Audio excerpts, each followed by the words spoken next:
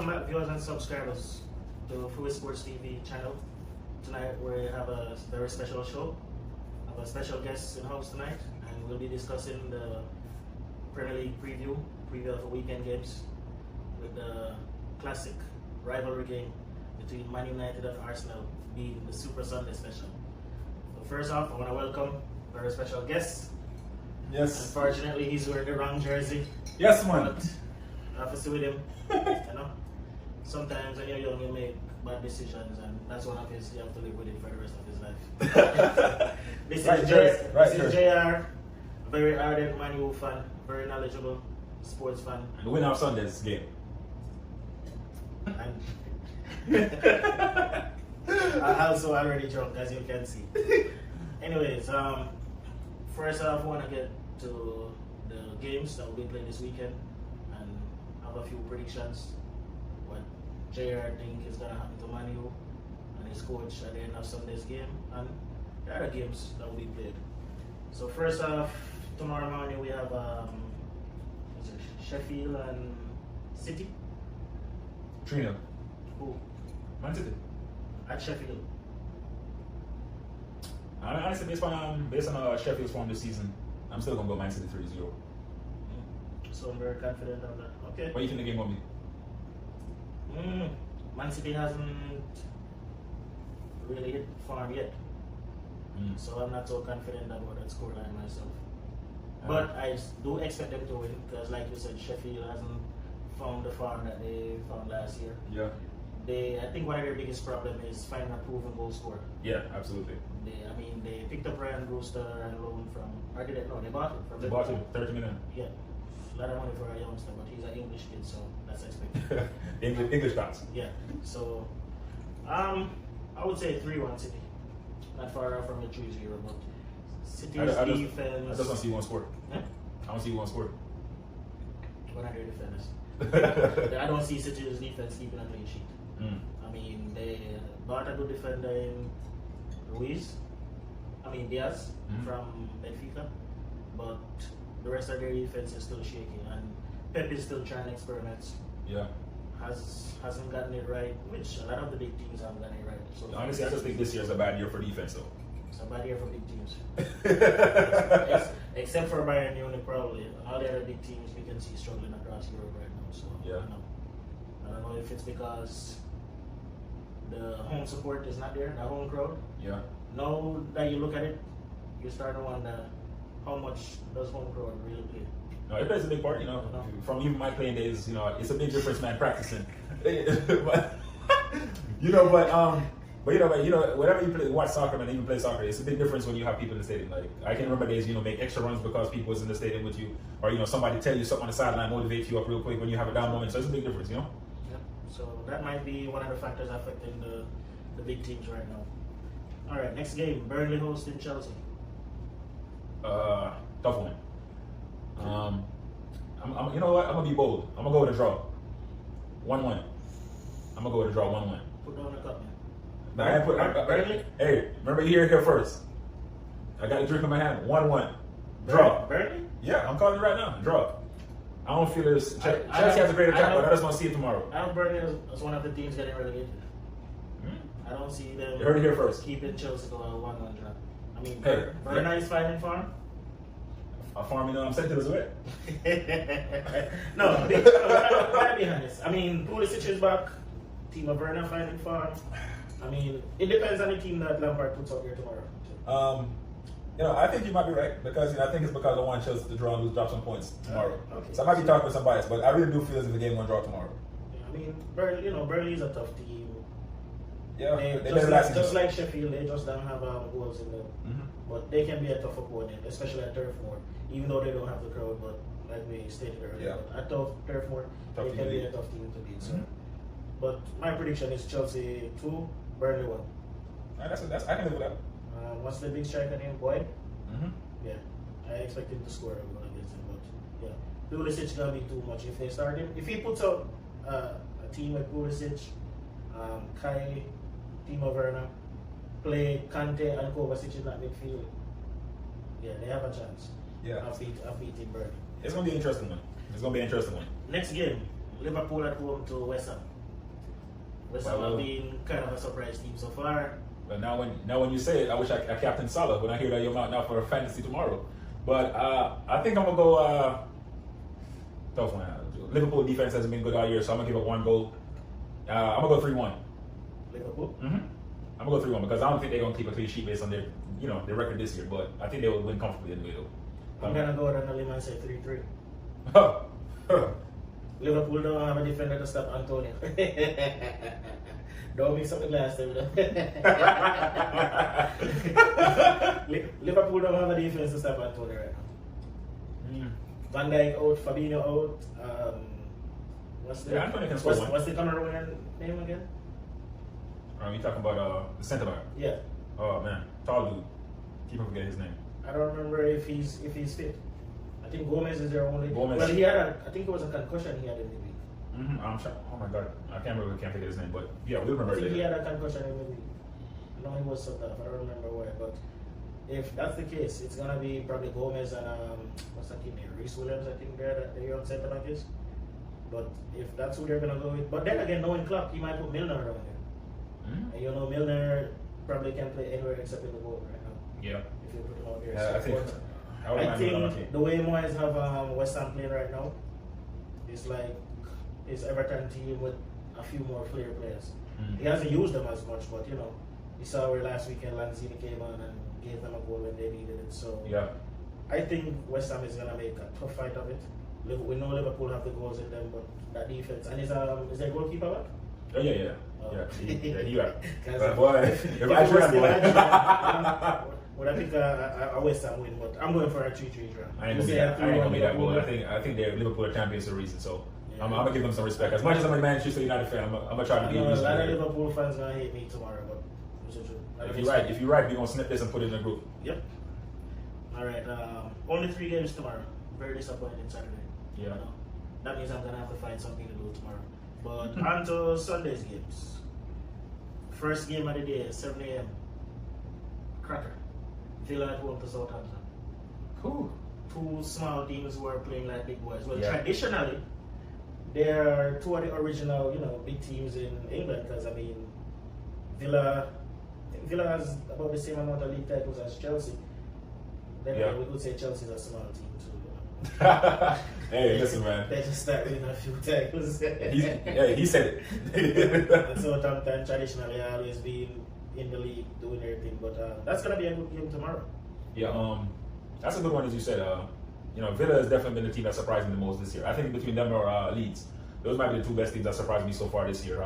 But for this game, I'm gonna give Villa the upper hand. I have a lot of faith in Jack Grealish. I think he'll get a goal or assist tomorrow. So I'm gonna go Villa with this one. I'm gonna go 1-0. I don't see a high scoring game, so I'm gonna go low here. 1-0. Sound like you're picking based on your fantasy team. Grealish should have goal or assist. No, honestly, I don't got Grealish in my team. I'm gonna go 2-1 Villa. Yeah, I can live with that. I can see Danny Ings getting a goal tomorrow. Yeah. But for Villa, Oli Watkins do another goal, and what's the dude from Chelsea and loan, Barkley? Ross Barkley, he has goals. Yeah, honestly, I think he's been the big difference between this season and last season. I think he's changed the whole team. I said it when they bought Oli Watkins that it's gonna be their team is gonna be better now because they're gonna be having goals. And someone said to me, but their defense was their problem last season. I said their defense was decent, but they didn't have any goals because they had what's the Brazilian dude, Wesley, who I don't even think he scored 5 goals for the whole season. He was injured. And then they bought another dude, Davis, who isn't a goal scorer either. So when they added Oli Watkins, and then on deadline day when they added Barkley, I was like, that's it. Villa is gonna be a mid-table team right now. They have the players to, and like I said, with Grealish leading them. Yeah. Yeah, honestly, I know we wanted Manchester United wanted Jack Grealish, but I think he might have made a better decision to stay at Villa this year for his career. In the long run, you can always get a big move, but especially with your PE teacher coach. No, but all joke aside, man. I remember watching Villa when they was at in the championship when that's when Ponzebe from Manchester United was playing there, so I used to watch him play with Tyrone Mings and them, all that stuff. They have a very good team, but I think what messed them up last year was that they had a lot of changes in the team. So whenever you come from like the championship to the big scene, and you try to do too much at one time, by the time you look, you're all winning back. That was part of their mistake because Fulham did it the season before too, when they came up, spent big, and Yeah. went right back down. So, I get what you're saying there. If it wasn't for the heroes of Grealish, Mm-hmm. they would have been relegated too. But funny enough, when they got relegated the first time, I wanted Arsenal to go after Grealish. Yeah, But that's when a lot of people were saying that his attitude and like they were finding all kind of faults with him, and I was like, I don't care about attitude. This is not golf or cricket. This is football. As long as you're performing out there, I don't care what kind of person you are. Listen, as a Manchester United fan, listen, I'm tell you right now. Over the years, I've seen men have sex with their brothers' wives on my team, Brian Gates, but the man was performing on the field. Nobody cared. You know what I'm trying to say? But the thing is, whenever you mix bad performances with bad personality off the pitch as well, that's when people have a lot more criticism. Yeah. People are willing to cut you more slack when you're doing good on the pitch because they are more willing to put up with that because you're delivering, right? So but Grealish, as you said, that's definitely one thing I really wish we Chelsea had. fans overlook John Terry being racist because he was their fantastic captain. Understand. Yeah. People would have. Chelsea fans are not taking shots. I'm just speaking the truth right now. I'm gonna take shots. Suarez. I'm gonna tell you right now. Suarez and Patrice Evra. Yeah, I'm gonna take shots. We remember that situation right there. People was willing to put up with Suarez because of what he did, and because he was a great player. But now, especially in the modern day theme of how things is going now from a racial standpoint, now we look back at it retrospectively. Now we think. Yeah, you actually hear Liverpool fans right now. Even Carragher tried to apologize. Go back a little bit. Mm-hmm. Yeah, times change, man. Back then, he was one of them that wore the T-shirt. Yeah. Supporting Suarez. So, it's stuff changed, So, but the thing is, as you say, a lot of people overlook stuff. When Rooney had a lot of off-the-field problems, Cantona from Manchester United, a lot of people have a lot of off-the-field problems. But whenever you're doing great, people will be like, well. Yeah, I'm still in the old school setting where once you're performing on the field, I don't care about your personal life. Yeah, that's I mean, as long as you're not killing nobody. When it comes to the borderline racism stuff like that, I can't overlook that. Yeah, some stuff like drinking, smoking, stuff like that. I mean, even though it damages a player's career, because Jack Wilshere, that was one of his biggest issues. Yeah, drinking and smoking. And, I forgot. Oh, what's the name again from our team? Who was a known drinker, man, historically. I forgot his name, but we have had a couple of alcoholics in our Tottenham had one. It's probably the greatest English midfielder I ever seen playing, Gascoigne. Oh yeah. And he's a big time alcoholic.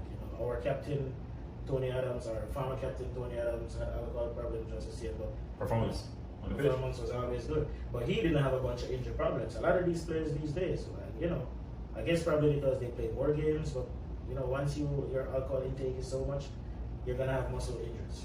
Yeah, but the thing is, muscle damage. It's more like, honestly, whenever you drink and stuff a lot, man, it's not even about short-term injuries. It's about how long your career lasts. And I think we have seen a lot of good talents that fall by the wayside by bad behaviors off the field. I would say Ronaldinho could have definitely been good at the highest level for at least another 4 or 5 years. Ronaldo. Yeah, Ronaldo too. Greatest striker ever seen play.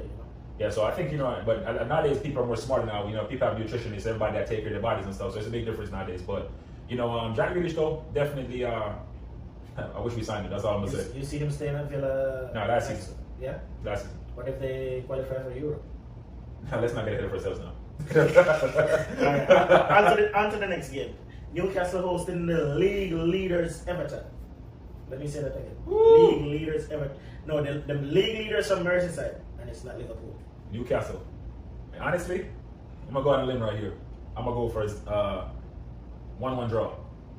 I think with James not playing tomorrow, that's going to be on Sunday. I think that's going to be a big difference. I think he has been like the engine of like their whole team so far this year when it comes to a creative standpoint. We have Calvert-Lewin. He's not like a a striker that go get his own, so he needs people that create around him. So I don't see it being a high scoring game. I'm gonna go with on the limb and just say 1-1, because I see Wilson might be national goal or something. With defense so far this season, I think everybody's scoring. So always does give maybe somebody going to score a goal. I think the only team that's been defending good this year so far is Wolves. So everybody else, I always just give up a goal. So I'm gonna go 1-1. I think a draw. Unfortunately, I have to agree with you because not only are they gonna be missing James, Richarlison is still serving. Yeah, he got red card. So is their left back, Luca Digne. Oh man, yeah, that's big. So they're without 3 starters Sunday. And those are 3 important players. Yeah, 3 big players, man. I mean, you talk about Calvert-Lewin and his goal. Luca Digne supplies a lot of his crosses. Yeah. So, I mean, I wouldn't even be surprised if Newcastle can pull one off on him. Yeah, I wouldn't be surprised either. I wouldn't be surprised. They still have a pretty solid midfield, but like I said, 3 of their most creative starters missing. It's going to be a tough game for them. So yeah, I'm going a 1-1 draw as well. Because like I said, Callum Wilson, he has a goal. He unlike Calvert-Lewin. Can He create can something. create his own Yeah. game. Yeah. So, and he will create something out of nothing. So I can see that game ending 1-1. That was a decent buy by them from the championship too. From Newcastle. That was a good buy. Oh, forget that Bournemouth got relegated. Yeah, they got relegated, so that was a good buy because Josh King, I'm surprised nobody went after him a little bit, but Wilson was definitely better off too. Even what's his name, Fraser got bought and Josh King is still there. Yeah, that's tough because I remember watching Josh King came through. I thought you guys aren't gonna go back for it. But listen, I pray to God every day. Do not do that. Nah, I'm good. I'd rather use the youth setup, man. I don't think he would have added nothing. I think it would have been like an expensive Igalo. At least Igalo is a low knee. You can send him back. Let's continue. Alright, I'm gonna skip the main course for Sunday and move on to one of the hottest team in the league right now, Tottenham, hosted Brighton. Whew. Oh man, I'm gonna go 3-0. Yeah, I just think based off current form right now, when you combine two of the most lethal attackers right now, from the hottest striker in the league when it comes to how much goals he's scoring with Harry Kane, then you talk about best attackers right now when you talk about Son. I think that combination gonna be too much for Brighton, so I just think I'm gonna go 3-0 here, and I think they might give Bale some more time tomorrow. I think they're gonna slowly bring him into the team. I think I'm gonna go 3-0. I think especially since they lost, and I think their manager called them out, on that stuff that post the other day. So I think yes, I think with the potential and the talent that they have, combined that with just extra motivation from their their misstep early in the week, I think I'm gonna go well motivated Tottenham 3-0. Okay. I'm gonna go 4-1. The reason I'm going 4-1 is Lamptey and Maupay is going to create something between them. Because Tottenham, if they're going to be attacking so much and give Lamptey the space, he's going to hurt them. That's been one of my favorite young players to watch this year. Lamptey. I'm still surprised Chelsea let him go, but hey, better for us. Too bad they didn't know what to do with him. But yeah, I can see him causing them some problems. Whether it be Davis or Reguilon on the left for Tottenham tomorrow, he's going to cause some problems for him. Well, let me ask you a question though. Are you surprised by how Mourinho is approaching this team? I think he has been more not as defensive as we used to see him. I think he's more, he's more attacking now. He has to. You don't have a choice. You can't have all those weapons and not use them. He does not have a choice. What I'm surprised about is he went out, got another striker, and last season when he just came in, he brought in two attackers as well. Because he brought in Bergwijn, the Dutch winger, and he brought in the other Fernandes. What's his name, right? Fernandes, the Portuguese winger. Portuguese guy, yeah. I haven't seen him much this season, but he brought in both him. You ain't gonna see him too much. The squad is too deep. Yeah, and Bergwijn. So, yeah, I'm surprised he did bring in more attackers. I was expecting him to bring in more centre backs and central midfielders. He added one central midfielder, Højbjerg, who is a solid player, and he brought in a right back that was well needed. So yeah, I think he's trying to replicate is the Real Madrid days. His season at Real Madrid. Yeah, I think that's what it is. Still the highest points total. Yeah, I think I don't think by no means am I saying that wasn't his doing though. That was Cristiano Ronaldo. Not my favorite player, but but overall, at least that year they was defensive, but going forward they was lethal on the counter. You know what I'm trying to say? Now I think I mean, he had the weapons just like at Tottenham though. Hopefully though, he have a few more bad games and he start taking shots at his players. Yes. It messes with their confidence. You see it already happened to Dele Alli, where he can't even get into the Premier League team. So, players like Kane and Son, it's probably not going to affect them, but hopefully it affects some of the other players. I mean, maybe he can call, what's the midfielder in double, he call him fat again when messes with his game. But yeah. As a United fan though, it hurts because the thing is, I think what he's doing right now at Tottenham is what a lot of us hope that he did when he was with us. But when he was get a chance. Huh? You think he didn't get? No, I just think the team almost 2 years, right? Yeah, 2 years, but yeah, I think. Or he didn't get the players that he wanted. I ain't gonna go there. I just think he was just too defensive.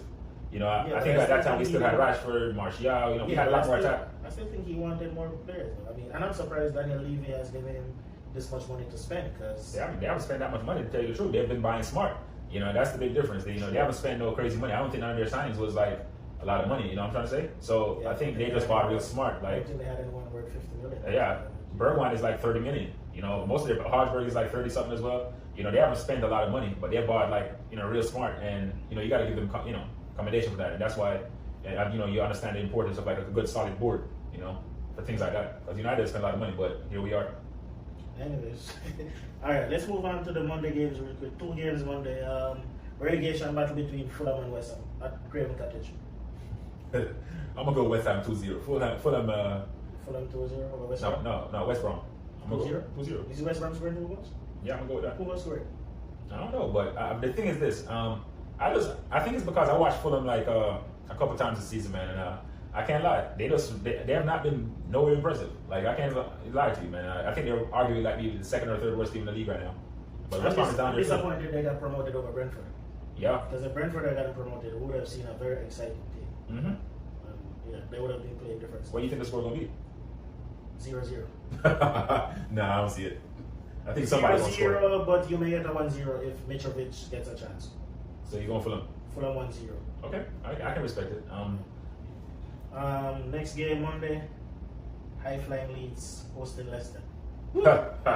Hey, listen. You know, I'm going with Leeds. You know, I'm going with Leeds on this one. You went the easy pick.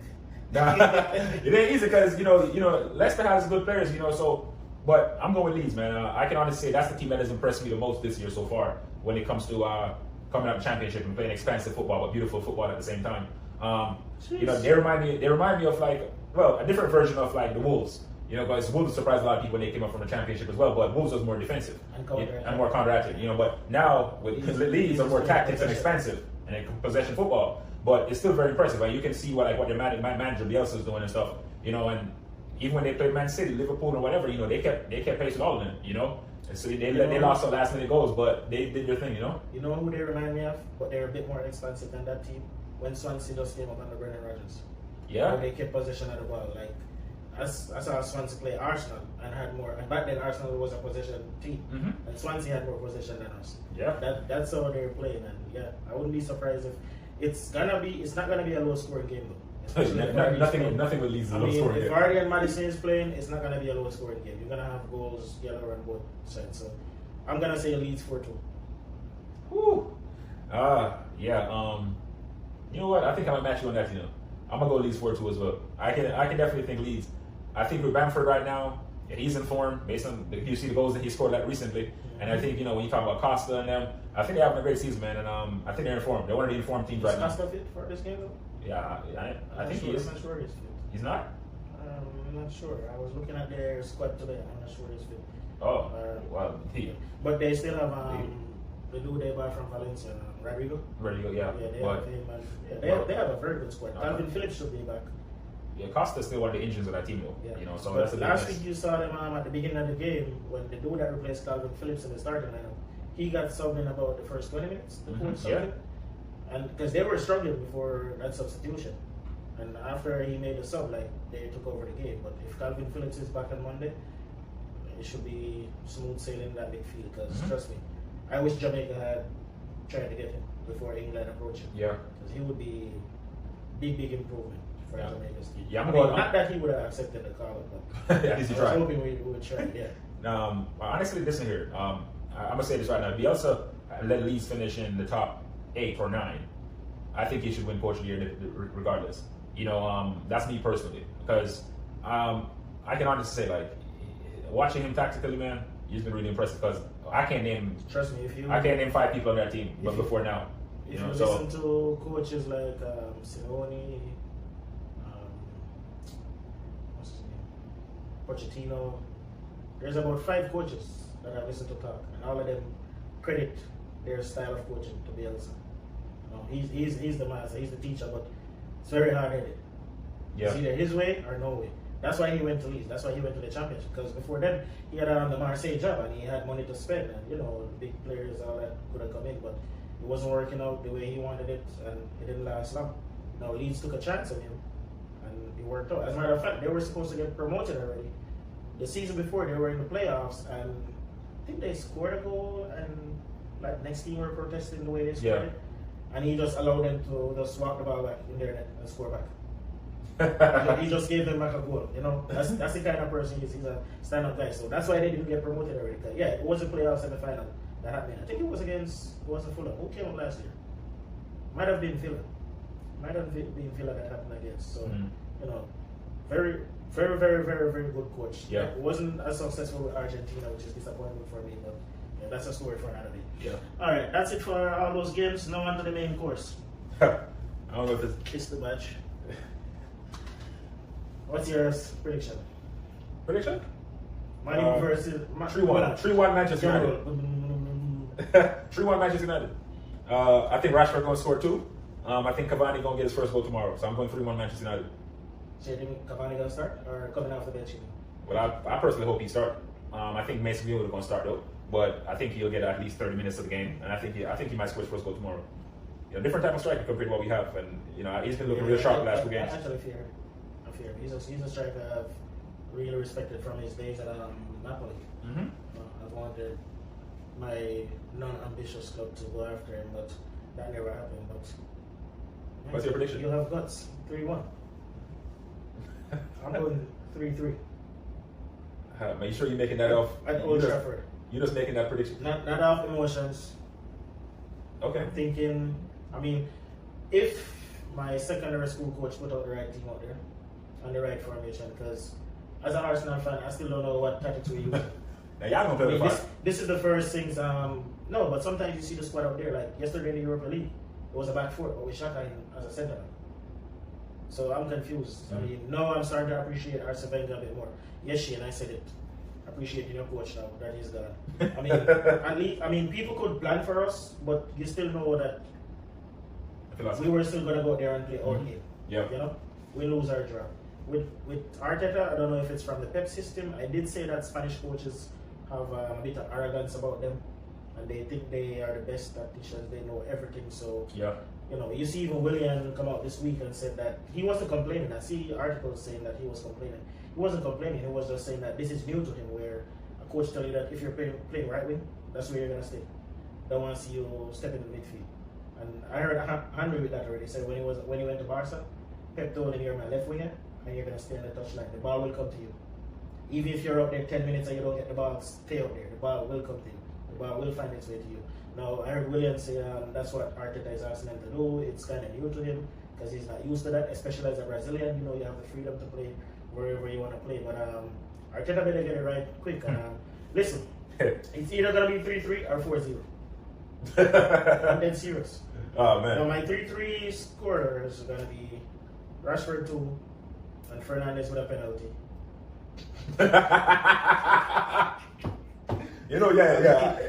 That's expected. It's Man U. For Arsenal, Aubameyang, they say he doesn't score against big teams, but he seems to show up when he's under pressure the most. So I see him scoring on Sunday. If he starts Lacazette, Lacazette scores against big teams all the time, so I expect him to score. I would prefer to see Aubameyang running down the middle though against Maguire. Hopefully you guys start Maguire and Lindelof. That would be good for us. Yeah, no, I'm not too worried about the middle. If Pepe starts, Pepe is gonna get a goal. So I see a 3-3. If not, if it's a 4-0, 2 from Rashford, 1 from Martial, should be back. Martial ain't gonna be back by tomorrow. Oh, he's not gonna. He's out one more game. Tomorrow. One more game. Mm-hmm. Okay, well, the little kid Mason, if he starts, he's quick on the trigger, so he might get a goal, surprise us. But yeah, interesting. We gonna see. Yeah, I don't see us with not the way we're playing right now. Sorry, Gunners fans, but unfortunately, I don't have much hope right now going to Old Trafford. Not the way we've been playing recently. But with all honesty, we haven't had the best form at Old Trafford either. We lost our last majority of the last games. We've been on runs, and you put out your under 20 team and beat us. It's Arsenal versus Man U. It's like our kryptonite. No matter how good we're playing. Remember, take it all the way back to our unbeaten run. Yeah. Who stopped us? Man U. Yeah. Rashford, when his first Premier League game, you had like 5 starters injured, and he came in and scored 2 against us, beat us 3-0. With Sanchez and Cazorla and Ozil playing really good football at that time, and he still managed to beat us with Rashford and some other kids. So, I don't expect much on Sunday. I would love to be surprised though, So it's gonna be an interesting game. It's gonna be an interesting game. I think we're two teams that's actually like a rebuilding phase, trying to get back to the top of the mountain. So how long you been rebuilding now? Boy, man, listen, man. Boy, we've been rebuilding slower than roads in Kingston and Jamaica, boy. Man, we can't get back up to the top, man. I think we get in there. I think we're closer now than we ever been. Okay. All right. Since we're on both clubs, discuss some more about them. What do you think about your current ownership right now? I've said recently that. I don't have nothing against American owners, but I like them in American sports. Yeah, agreed. Not in the Premier League. Because in American sports, it's more about profit. Mm-hmm. In the Premier League, the fans want trophies. They want championships. Mm-hmm. I mean, let me correct it. Not all American sports is about profit. Because you see teams like the Lakers, and they will take A championship. they will pay the fine, pay the luxury tax to get a championship. But Majority. majority of these owners, it's about making profit, putting money back in their pocket. Mm-hmm. I mean, I can't wait for the day for Kroenke to sell Arsenal. Probably not gonna happen right now because No time soon. the stock of that club is going up. I mean, he sees it as a money making machine. Yeah. But Yeah. I mean, we've been complaining about our owner for the past 5 years. What do you guys think about your owner right now? Because I mean, you get players. Listen, remember last year they went to this man's house and tried to bomb it down. That's what Manchester United fans think. That wasn't the owner though. That was No, not the owner, but he's a representative of what the owner's extension is, right? True. So because he was a part of the group that helped him to buy the club, and that's how he got his job. He was actually a part of the people that formulated the contract to buy Manchester United. So that's how he became his part, because he's a non-football person in football, because he was a bad manager, but that's how he was a part of the whole deal to get the club. But let's focus on what the question really is, though. When you really think about it, man, the Glazers are in here to make money, and we kind of know that. But at the same time, they have actually also invested. They've invested a lot of money in the club, and as much as they get money out, they also invest. But I think where they fall short is that they invest the money, but they trust people that's non-football person like Ed Woodward and them to spend the money. So we have made a lot of bad decisions, even though we have given some money. If you want to keep the same ownership, that's fine. If you're going to put the same amount of money you've been giving us, that's fine as well. But we need the correct people in the structure to actually spend that actual money. In y'all situation, I think y'all don't actually get the money to spend. I think with us, we get the money to spend, but we don't have to spend it correctly. You think you need a director of football? Oh yeah, absolutely. And preferably somebody, if we're going to keep Ole Gunnar and Solskjaer as the manager, maybe a Van der Sar from the Ajax, right? So somebody that understands the ilk of what the club is to go with, like a young manager that understands. That would be a big move. Yeah, exactly. You have somebody that understands the club just as much as the manager, play together with the manager, is pretty successful at Ajax, understand how to develop youth. Obviously, that's the Ajax way. So that would be like a good combination. So that's a move which I think will be a big move, which I think the club needs to make, especially moving forward, right? So that's something I'm looking forward to. Well, our director of football supposedly stepped down. Oh man, I saw that. I think he got fired because our club been cutting corners since Corona. I don't know if they're using that as an excuse or what the deal is. Well, now Edu and Arteta will have more power. They already had a lot of power. Now it's going to be even more. Especially after what's the dude from Barcelona? I can't remember his name. But he was the one negotiating contracts and all that. He was the one that got the deal done. If he had stayed, we would have gotten the Partey deal done already. Mm-hmm. Raul Sanllehi. So Yeah. after he left, Edu and Arteta got more power. Now with Huss family leaving today, it's going to be even more for the two of them. But my thing is, are they willing to stand up to our owners? And I don't think so. Yeah. We see where Arteta, he's kind of under the Wenger school, where they come out and take the blunt, the criticism, the abuse from the fans for the owners. It's But when you're employed by someone, exactly, that's how it goes. You cover for your bosses, but yeah, it's getting frustrated. I see Van Gaal and Mourinho came out and talked against the owners, and they was gone right after they started talking up. So Ole Gunnar now, he come out and he try to support the owners. He don't speak nothing bad, even though it annoys me sometimes because I'm like, what the hell is he talking about? It's kind of, it hurts to see somebody that understand the your club from like when we was champions and the standard for what it was then to come out and say some of the stuff that he says. But I understand why, But at the end of the day, I don't come out and say stuff about my job. So even though it annoys me, I can understand why he's doing it, And I'm sure it's the same thing for us. Like board clubs hired young managers. So yeah, they can manipulate them. Control. Yeah, they absolutely. can manipulate, like you said. Because we could have gone for Ancelotti before Everton got him. And Allegri is still out there.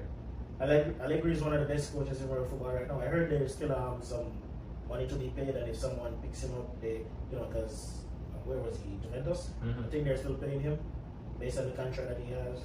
Yeah. And if another club picks him up right now, they're gonna have to take over that.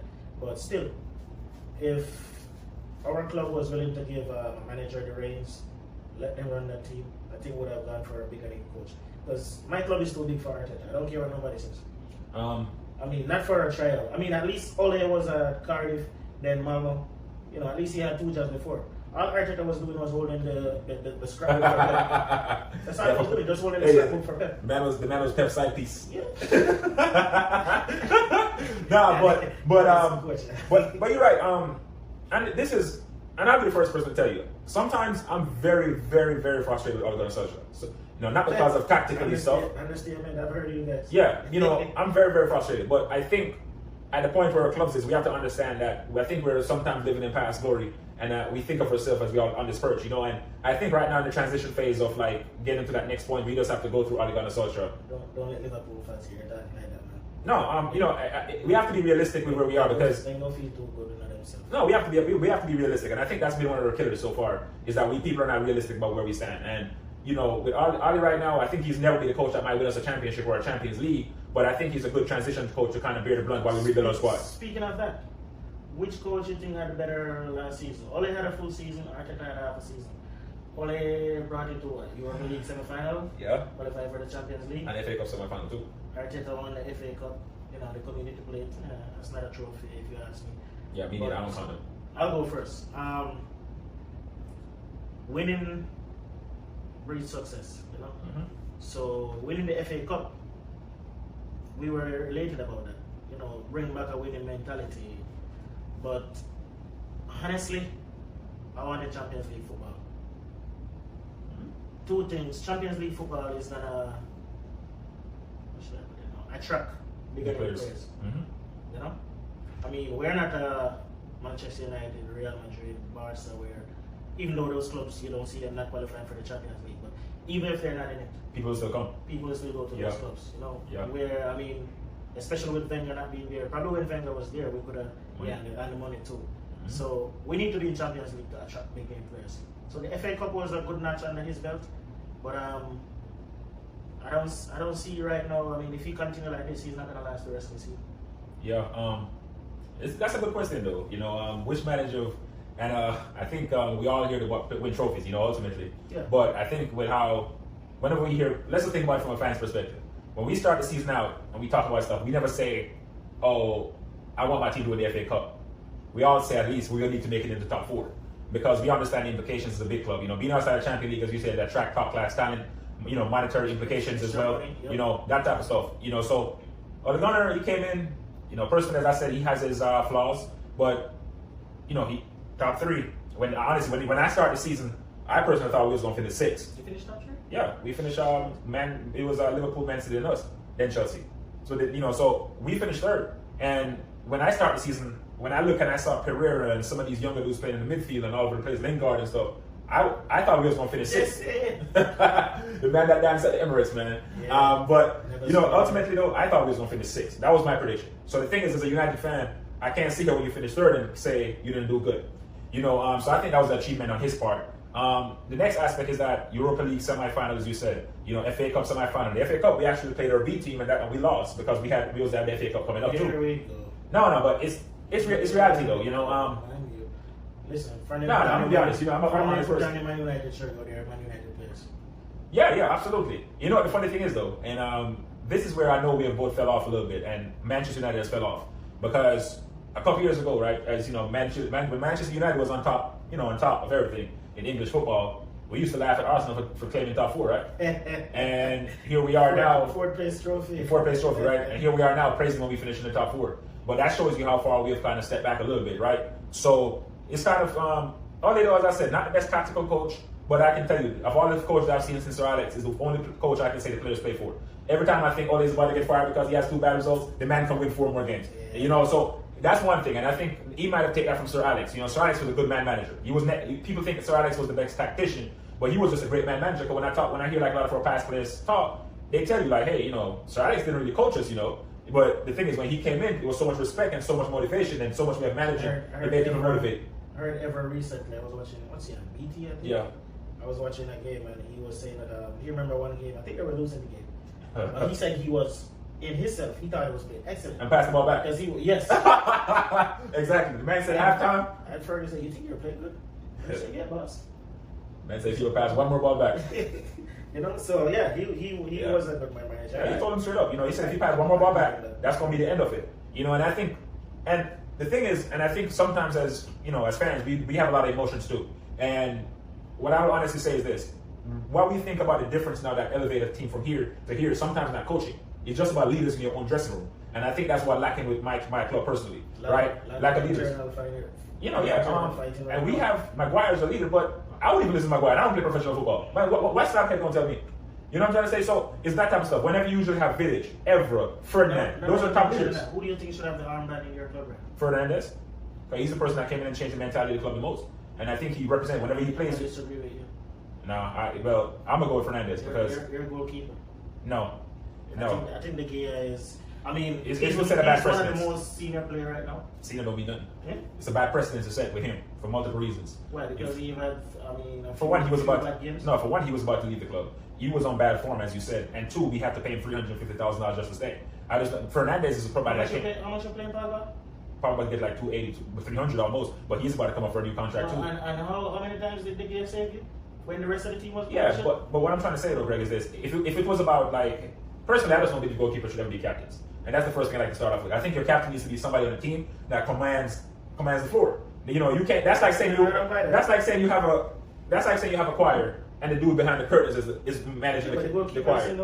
No, but the thing is, man, what's going to happen when there's something happening up in the opposition half? Your captain needs to go spot. Your goalkeeper going to run out there to go talk to the referee. You know, that's where I'm coming from. You know what I'm trying to say? And historically, as United, most of our best captains have actually been defenders, and that's a fact. You know, when you think about your Ferdinands, right? You know, Vidic. I mean, you know, that type of stuff. Vidic to me was my favorite captain. You know, that's one of my favorite captains of all time. Steve Bruce is. Was Scholes captain? No, Scholes never captain. That's what I'm saying. If it was about who was there the longest, but it's about personality sometimes. And Bruno Fernandes come in, he embraced the way. He's a serial winner. You know, I see him go at people on the field. If he gets captain, though, McGregor getting dropped. which rightfully he deserves to get dropped. It's gonna be his first order of business as a captain. Oh yeah. All right. Next. It's a good question though. I think I'm gonna go with Bruno though. All right. Time is running out. Almost over. We have a few more topics. Quickly, one club decision you would reverse over the past 10 years. 10 years? Hold on, you can't say Alex Ferguson stayed because he had to do those getting old. Last 10 years. That's a very good question. You caught me off guard right there.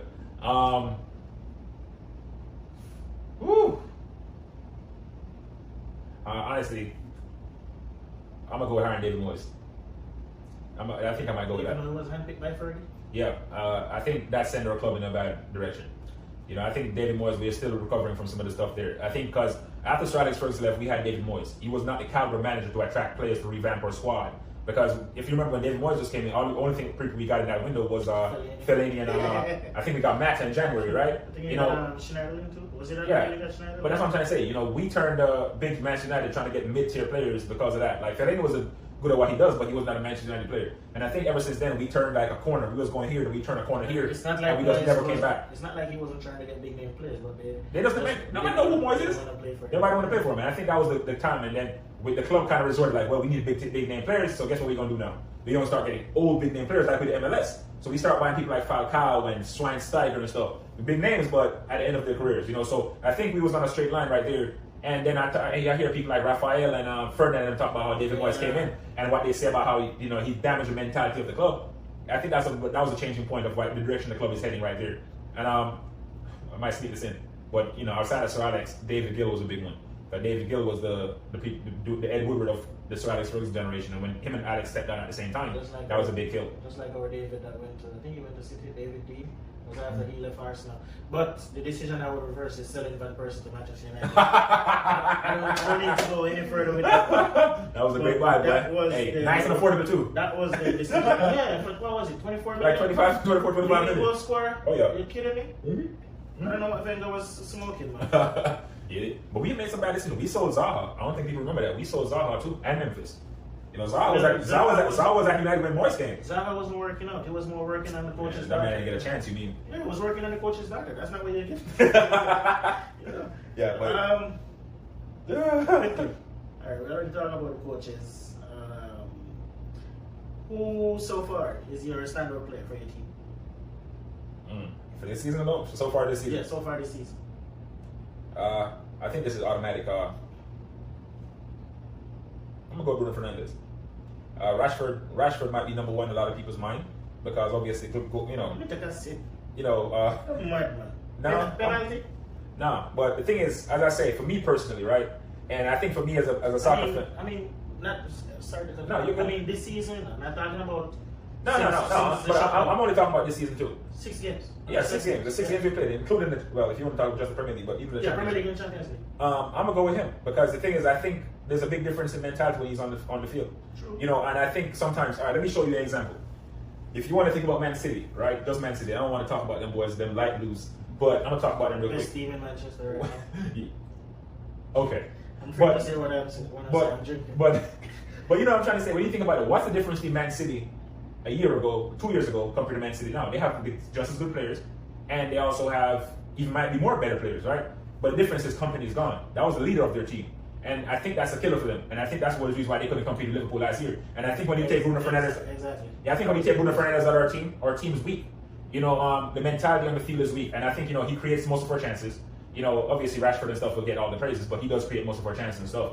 You know, and the mentality is the obvious change. But if you want to go with the obvious because, Rashford scores a lot of goals and stuff, you know, okay, cool. But to me, Bruno is the person that came in and changed a lot. Some people might go Wan-Bissaka, but I'm going Bruno. That's what I'm going to go with. Wan-Bissaka? Wan-Bissaka. As a standard player, I mean, well then again, come to think of it, I'm probably thinking most improved now. Yeah, that's what I'm saying. I'm Bruno, thinking because Bruno Rashford. But Wan-Bissaka's game has improved leaps and bounds. I mean, he's doing way better than he was doing last season.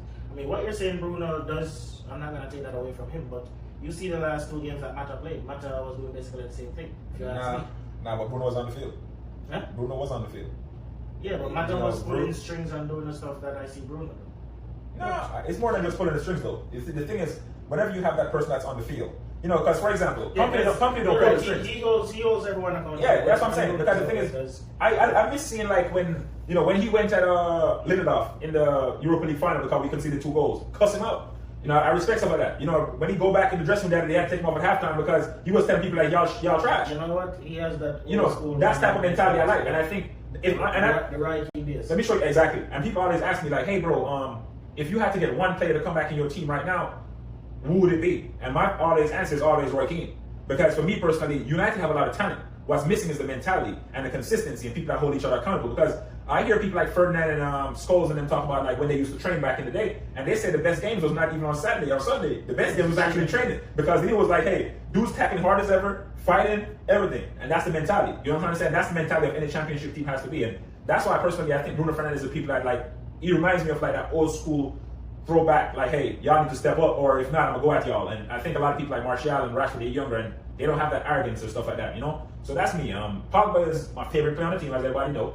But at the end of the day, his mentality. If you put Pogba and Bruno Fernandes' mentality together, it would be the craziest player in the world. He's a bit laid back. Exactly. That's the difference. Which I don't have a problem with because Ozil is like that, and that's my favorite player right now. But what about you? What would you say is your favorite player? Saka and Gabriel. Gabriel has really impressed, but I'm not surprised because, you know, I watch every football I get a chance to. And I was watching him from the French league, so I'm not surprised. I'm really disappointed that Saliba hasn't got the chance to play because Saliba was doing better than him in the French league. So I'm disappointed about that. But yeah, I gotta go with Gabriel and Saka. Saka, when called upon, like he plays wherever they ask. Multiple positions. Yeah, and he's getting the job done. You know, so to me so far him along with Gabriel are 2 standout players. I'm gonna go Gabriel though because I think I always say he stabilized the team. Yeah, and he has adapted well to the English league. You know, young player coming in from France. You know, he stabilized the team though because he in the spine. I think he holds it together right now. I think without him in that position, y'all would be in a way worse position right now. From your coaching plus no center back. Oh yeah, that would be crazy. Leave a coach alone. So last season, you had Mason Greenwood come through. Yeah, you set up. What's step up? What's the left back kid? Brandon Williams. Yeah. What are 2 players you would like to see step up this season? You would love to see get a chance, not just them. You would love to see them get a chance. Now you know that if they get a chance, they will take it. 2. Yeah, just 2. I'm gonna go with Teddy Menji. He's a center back, young dude, 18 years old. I'm gonna go with him because I think with the current center back situation at Manchester United, because I know we have Lindelof, Maguire, Tuanzebe. Everybody else after that to me don't count. Bailly don't count to me because he gets injured every 2 games. So if you know, one of the biggest things in football is actually availability. You know, if you cannot available to play, then we can't count you. You know, so I think him right there. I think he's watching him come through youth setup from U18 playing U23s and stuff like that. He has been very, very stable, fast and strong. You know, he's not as good as Tuanzebe, but fast and strong. He's a good reading of the game, but obviously you never see him on the big level, so you can't really assess as good, but from what you see at youth level, the under 23 level is pretty good right now. Yeah. There's some good players in the under 23. No, I say him though. Then the biggest one is easy. This is by easy. Most Manchester United fan, I've heard about Hannibal Mejbri. So midfielder, plays. Is that the kid with the big ear? Yeah, the Fellaini cut. Yeah, Hannibal is the biggest one coming to the youth setup now. So he's the Mason Greenwood of this new generation, right? Yeah. So so he's the big talent. So he's a number 8. Number 8. So he played like in that Van de Beek, Pogba position right there. Good with good with the ball, his foot, good control, good kick. Not the best finisher, but so not every number 8 is the best finisher as we know. You So see him getting games in the cup games, or well, you're not in Europe like us, where yeah, you a can lot of games put to up play. some young players, but You get a lot of games this season? Cup games. No, because I think right now the strength of United is actually in the middle of the field.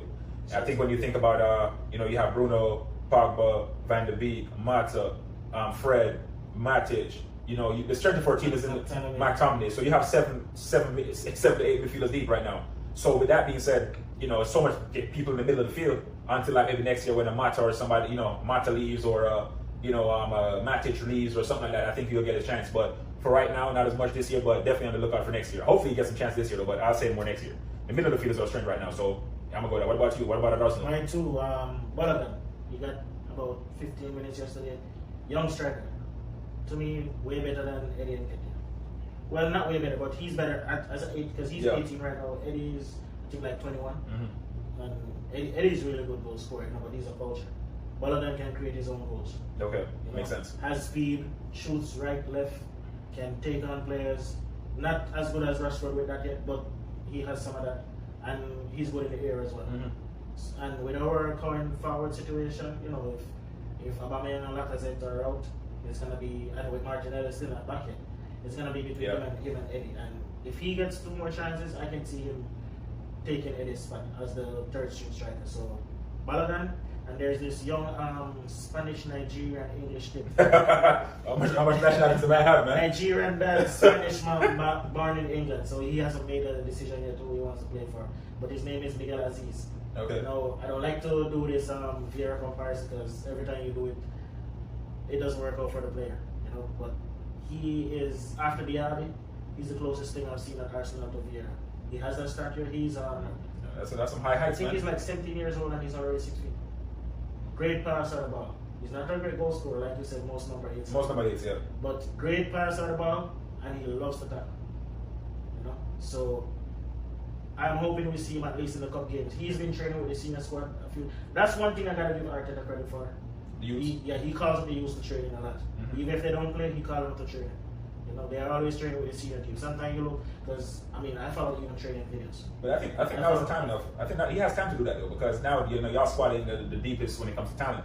So the thing is, and midfield exactly. So and that's why I think the last player you said is actually might be the bigger one of the two, because I think y'all want more midfielders more than anything else. Yeah, and he's already shown maturity. So I mean, at 17 he's already the starting midfielder and at 23. So I think he's the one. He's one of them to look for right now. Our young defenders, we haven't seen any since probably Gibbs. Yeah, we haven't pushed through a defender from our academy since Gibbs. Yeah. Well, compared to us, we've been pushing through defenders the whole time. Midfielders and attackers out of our academy. I know we have a bunch of good goalkeepers, but defenders, no. So Balogun and Aziz, those are the two I'm looking for. Yeah, I never watched them before, but I'm gonna be on the lookout though. So whenever y'all play again, I'm gonna try to look at the lookout. I might look at some highlights later. Came on yesterday. You can see he was trying real hard because he was trying to get a goal. But Reece Nelson and Willock, they were enjoying themselves. They were playing around so much. We're already up 3-0. Yeah, they was like freestyling. Yeah, almost 80 minutes. They were just having fun because a lot of times I saw him make runs into the box. But they was giving, they played around. Yeah, they weren't playing the ball to him. But yeah, I would like to see him in a more advanced, close game where we have to be more serious about the outcome of the game. Yeah. One more question and then time this. Alright, so summer you were going after Sancho, we were going after OR. Neither of us were successful in those transfers because of the prices. Based on your current team setup, you probably still need Sancho. You don't have a right winger right now. Yeah. We still need OR because we don't have an attacking midfielder. Because Ozil is not at the club anymore. Don't ask me where he is. He's somewhere doing charity. That's in the doghouse. But if you're not successful in getting Sancho January, which player would you like your club to go after? You know, I think as we clearly said, right wing is one of our weaknesses. Yep. I think that's a big one. But I think we did buy Amad Traore. I don't know if you saw that buy. We bought him from. He's young. But he's a young dude too. But he's a right winger. So the thing is, at least we have somebody there that coming in January that at least we can say can cover there. I think one of the biggest weaknesses our team has right now in modern day football is a number 6. So if I'm supposed to buy anybody before I even go for a centre back, because at least we have Juan Xavier to cover, I'm gonna go Wilfred Ndidi. Yeah, that's what I'm gonna go because Matic is too slow. Huh? Ambitious. Yeah, that's gonna try to sell us in for 150 million. You know, but when you think about it though, we only have one number 6 right now, which is Matic, and he's like 30 something now, slow. You know, in modern day football, you need a number 6 to have some speed. You know, more tenacious. Matic is more of a finesser. You know, so Ndidi, I think he'll bring some balance to our team, especially a team that has a midfield like what we can put out there. You know, when you talk about you have a Pogba, a Bruno Fernandes, Van de Beek. I think if you have a stable number 6, like a solid number 6 like Ndidi, you could really unleash the talent in our team. Yeah. What about you? All right. So if we don't get Or, I still want central attacking midfielder. Because Really? we need a creative player. Bro, we have good attackers. I thought he was gonna go for a centre back. I thought he was. Saliba is gonna get his chance. Whenever Saliba and Gabriel build a partnership, it's over. Remember, we have Pablo Mari back in training right now too. The next Brazilian Spanish, and he's left footer as well.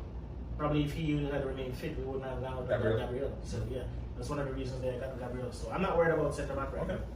But there's this young 20-year-old at Red Bull Salzburg called Dominic. I can't pronounce his last name. So Zabier or something like that. He's a Hungarian midfielder. Play anywhere across not the front 3, but the 3 behind the striker. Anyone at the central, right, left, or central attacking midfielder. He's been there since Minimo and what's the other one that went to Red Bull Leipzig? Wang. He's been there since they were, but he's been getting more game time now since they left. Like I said, 20-year-old already have about 12 or 10 games for the Hungarian national team, so that tells you how much they rate him. But you can go and watch his goal against, watch his performance against Atletico this past Champions League game. Yeah. He had a really good game against them. But yeah, I think his market value right now is about between 27 to 34 $million. You really awaken a child. I was awakening a child. You trying to get a player, boy. You trying to go for you trying to think about price. You trying to think about price? Well, if we can't get Or for 50 million, might as well. But the thing is, Corona, maybe in January stuff might change a little bit. I think maybe fans start going a little bit more fans and stuff. Might have more money in the bucket. Yeah, but he's still a good player. But would he be a number 1 choice though? Yeah. For real? After Or. Okay. Yeah. Okay. He's the as creative midfielders I see out there that's gonna be in Arsenal press range. that's the player I would like to see our team go for right now. Yeah. If not, a right back. Because Bellerin, y'all don't like Bellerin like that. He needs to stick to planting trees and selling clothes. Doing fashion. Yeah, he has some fashion clothes, man. Cedric, I don't know why we gave Cedric a 5-year contract because we're not playing him. Yeah. To me, he's better than Bellerin, but we're not playing him. So I don't see the sense in why we signed him. Don't worry, we give a lot of people contracts. We gave Phil Jones a new contract last year, 5 years. You have the money. You have the Chevrolet money. But listen, man, Phil Jones played 5 games in 5 years before that. The man got a new contract last year. That's your best defender. The man got a new 5-year contract last year. But you see, the thing is, Manchester United, though, the reason why it messes us up is that wage structure. Phil Jones make $100,000. Imagine $100,000 for Phil Jones. That's messing us up right now too, and we're not. Man, I don't think we it's don't have us. the revenue that you have. Yes, it is. Because No, we're getting these free players. Bro, listen, our backup keeper make $130,000. But listen, we're getting. Our backup goal to make $130,000. But listen, we're getting free players, and when we get them at free, we gotta pay them twice what they were getting. Kolasinac, now we have William, probably the 3rd highest paid player on the team, or 4th. Because we got him for free. And he's what? He's almost as old as me. You know our wage structure is messed up when our backup goalie could have between top 5 highest paid in Juventus team. Haha. That's what I'm trying to tell you. Like our wage structure is Bruno Fernandes make like around 80,000. And our backup goalie make 100. Why didn't you sell Romero? Especially when you guys bring back Henderson. I don't see the sense. Edward Rock bad mind. I don't see the sense. Yeah, but they should definitely sell him though. I think the problem we have a lot of times trying to get outside of buying players, also selling players. Because the wage structure, you don't have to. The wage so high, they're not going to try to get off the contract. How Liverpool do it, man? You see, 2 years ago, Liverpool sells Solanke for 20-something million. Now they just sell Ryan Brewster for 30. They sell Jordan Ibe for 20 something. But the thing is this though. I mean, But Poole, they don't have a high wages though. The thing is, like United, if you're gonna sell Romero got $90,000 a week. That's why we can't sell Elneny, we can't sell Mustafi. Anybody trying to buy nobody on that much money for a week? Yeah. Who gonna pay them? And they're not even making that much money at Arsenal sitting on the bench. They're not Let me show you something. If you look at how much money like Chiellini makes in Juventus, man make like 70,000-80,000 a week. You know what I'm trying to say? Yeah, but they're Italians. They're getting money under the table. But hold up, man. But when you think about it, Phil Jones making 100K. So you tell me if even if a Juventus was that's your namesake. But even if Juventus wanted to buy Phil Jones, how are they going to convince Phil Jones to take 30,000 to get less than Chiellini? Smalling making? I'm the same. You sold it though, right? I'm the same, but Smalling obviously they gave him somewhere close to his wages, and he get more playing time. He wasn't, if you can take a small pay cut if you're going to guarantee time. Sanchez had to take a pay cut to leave. Exactly, but that's how it is, But honestly, the only way we're going to sell our players, man, is if we actually sell them for cheap, so teams don't mind taking on their wages, and that's why we have a hard problem. So now that's why we can't buy some of these players, So yeah. All right, man. Hit the hour mark. You do not post it, not let us share this video, but who cares? No, we can split it up. One more. Combine 11. Oh, this is quick. I'll go first. What formation? 4-3-3, 4-2-3-1. 4-3-3, 4-2-3-1. I'm gonna go 4-2-3-1. Okay. I think that's more like a more modern, more popular formation. So I think the back five will agree on. I think everything after that we might not agree on. I think the back five, De Gea for sure. Especially in current form. He's alright. Yeah, he's in current form. Yeah. He's been pretty good this season. Yeah. Right back. Bellerin or Wan-Bissaka. We don't have a right back. That's Wan-Bissaka every day. Center back can get real funny, but Gabriel for sure, because I personally wanted us to buy Gabriel, especially for the price tag that he came. And I know a lot of people gonna be questioning this one, but I'm gonna go with Maguire. Oh man, but I'm gonna go with Maguire though. I think for some of the state that he gets, rightfully so. I don't think we have nobody else that's really better than him. We can try to use Tuanzebe, but no experience, lack of experience. Maybe a couple more games out of give him the head. Like make sure you get that first spot. But no, I'm gonna go with Tuanzebe on this one. Next on left back, Tierney, and that's I think we can. That's a decent back five. I think that's mutually split it like around 3-2. I think that's a decent split. The midfield is where it's gonna get funny now though. I'm gonna go Partey and Pogba in that double pivot right there. And then the next three, in the next three now on the left, Rashford in the number 10. Oh, easy. Bruno on the right. Oh man, let me go to the striker first. Aubameyang. I'm gonna go Aubameyang. The thing is, Martial hasn't scored. He only scored one this season so far. He scored a penalty in Champions League recently. Otherwise, he only goes so far this season. So he has been off form a little bit. So I'm gonna go with Aubameyang because for one he's proven it. Oh, you're not about the striker? Yeah. Oh, that's a no-brainer. Oh. So Aubameyang. Then after on the right, we might disagree on this. It can only be one of two people in my opinion. I think it easily Pepe or Mason Greenwood, but I would honestly say I'm gonna go with Mason. Maybe because I'm a United fan, but I think with limited playing time last year, Mason has popped up with 17 goals. Something I don't think Pepe did. This season. Well, but even if you want to go up with this season, Mason already have 2 goals already. So you know what I'm trying to say. So he's a lethal finisher. I'm not an out and out right winger or so. So I'm gonna go with Mason. I just don't think Pepe has hit his full stride yet. I think maybe in a couple more months while he adapt. Maybe when we have this conversation, the next time we play, maybe I'll go Pepe over Mason. But for right now, I'm gonna go Mason. I'm certainly disappointed, but my back four is gonna be different from yours. In goal, De Gea, of course. I rate Leno. I want it even before Arsenal signed him because I started watching him because Leon Bailey was at Leverkusen as well. Yeah. So that's how I knew about him that much. So, but I gotta go De Gea.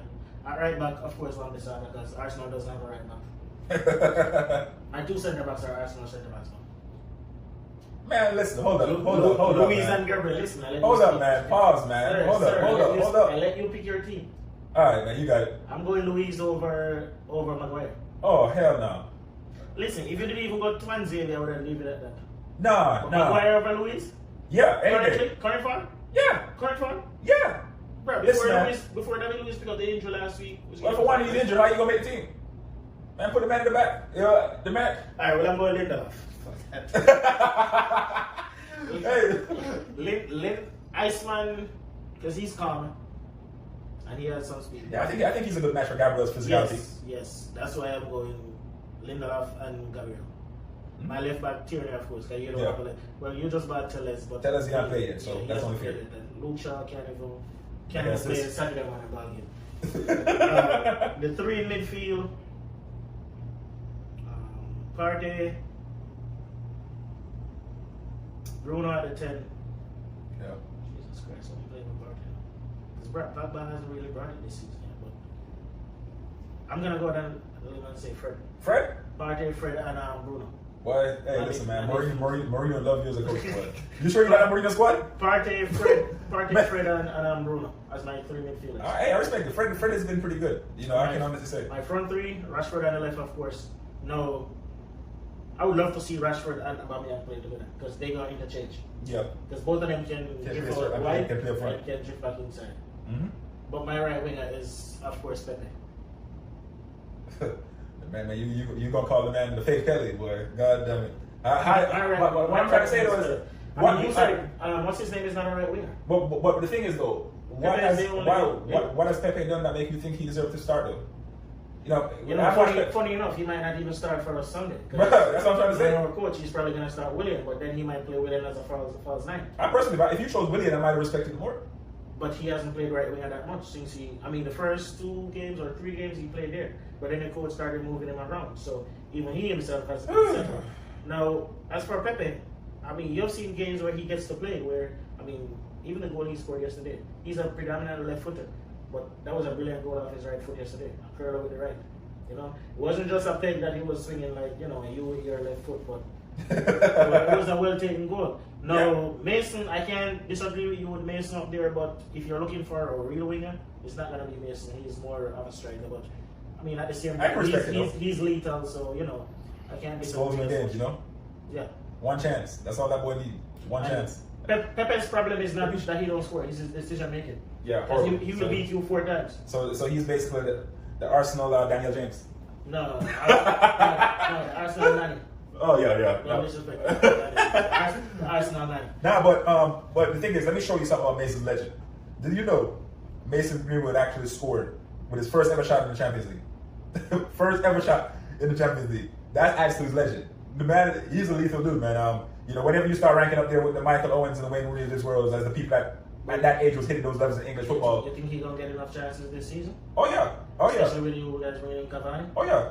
Because the thing is, one thing about Ole Gunnar, he always gives Mason a lot of chances. So I don't worry about that. But you don't know when this season is gonna work out. No, but the thing is, even though the games are a lot right now because the games are more back to back. Yeah. But the thing is, you can't have a situation where you don't play Mason though. You can't have that type of talent and don't play it. Because the thing is, then you stunt his growth. Better you send him on alone if that's what you want to do, which I know that they don't want to do. So you can't have that level of talent and don't play it. So I'm thinking he's kind of forced his hands to actually play him a little bit. Might not start a lot of games, but when you think about like injuries and stuff that might happen and that type of stuff, he will definitely get a lot of game time. Said, squad depth is gonna play a big role. That's why I kind of fear Tottenham. Yeah. That's why I fear Tottenham right now. They have a good squad. They're the deepest squad right now in the league. Yeah. They have a player at every position right now. Mm-hmm. Agreed. Yep. A player at every position. I don't know if they're the deepest squad, but Man City to me is the deepest squad, but maybe not in the center back position, but everything else. Man City don't have strikers. Well, but they only play one anyway. So. But none of them are fit right now. Aguero just came back. That's what I'm saying. But the thing is, but they still have 2. They have those in the position though. No, but Jesus is out, and Aguero's gonna be out again soon. They're gonna have to put back Sterling there. And they don't have good centre backs. They're packed in midfield. That's what I'm saying. But that's as I said, centre back might be the only side. Tottenham everywhere. Remember, I respect it. I can respect that. Backup left back, got a backup striker because for years they were backing on Harry Kane alone. Who was Llorente? They had Llorente. Yeah, but he wasn't getting count. Yeah, he wasn't getting no games. They went up, got another midfielder, got somebody to challenge Dele Alli for his spot. Brought back Bale and loan, which hopefully he doesn't find form before he plays against us because he's always our kryptonite when he was at Tottenham. So but interesting times. That's it for the show tonight. Well, our plus. Yeah, our plus before we go, you understand? Yeah. Don't worry, we're gonna edit that out of the show. Before we go, I just like to remember I called it now. Remember I said it. United winning tomorrow, easy. I changed my prediction I'm now going with Arsenal winning 3-2. Arsenal 3, United 2. Thanks for joining. All right, well, we'll see. Hope to see you again soon, bro. Don't worry. We'll be having this conversation After again. Sunday, after the international break, I wish you good luck. All right, brother. And more Thanks life. for joining. See you guys next time. Yes, throw sports to the world, you know?